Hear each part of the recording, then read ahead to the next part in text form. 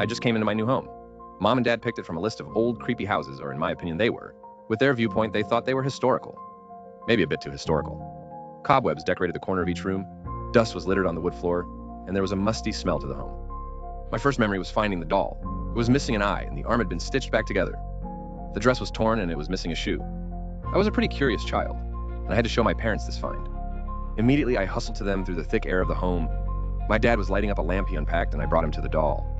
It was gone. I was intent on not being shown as a stupid child. My dad must have known of this, and not to let me down, he passed it along the lines that the mutt got it. Great. Little did I know this was a first in many occurrences that plagued the time I was in that old home. Skip a year in the future, and the doll incident was buried in the back of my head. I was playing in the woods and was having fun throwing stuff and climbing trees. Suddenly, a blood-curdling shriek sounded through the air. The woods weren't cursed, but with this atmosphere, I was getting pretty scared. Curious as I was, I had to look. I walked into the direction of the sound and was reciting a Bible verse through my head to calm me. Psalm 23. Being 13 at the time, I tried to tell myself it was nothing. I'm too grown up to be scared. The leaves crunched under me, and I continued. The stump.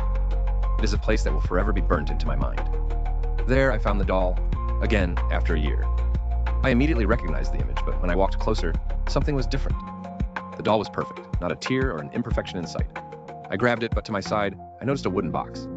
Once again, curiosity got to me, so I opened it. I dropped it before I knew what they were. The smell filled the air and was to date the worst smell I've ever inhaled. Fingers tumbled out of the box, the fingers of children. The rotten flesh hung to the bone as they laid across the ground.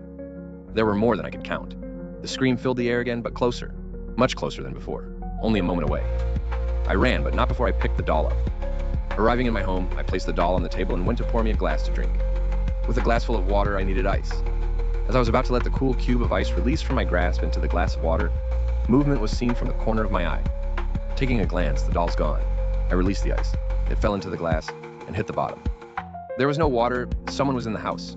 I called for my parents. Nothing. The sensation still sends shudders down my spine as I write this. However long the gap between the events and now, the temperature dropped from a hot July evening to a cold December night. Never before had I felt fear like this. Being alone with an entity of some sort inside my home, the mutt yelped in pain. I immediately ran to the aid of my dog, only to find him running his wet nose up the crease in the doorframe. I never heard it shut. I opened the door, and nothing was there. The mutt laid down and buried his nose in his tail. All noise had stopped. I walked to the kitchen window and looked in the direction of the woods. What I saw still fills the deepest corners of my mind with horrid thoughts. The man thing was skinny and tall. Humanoid, but taller than any person I'd seen. The skin was wrapped around his bones and pale enough to be dead. Black cloth hung to his body, but was torn and ripped. It didn't seem to walk, but from a distance, seemed to hover. I couldn't see the face, but the most distinct feature were the long hands, almost touching the ground it walked on.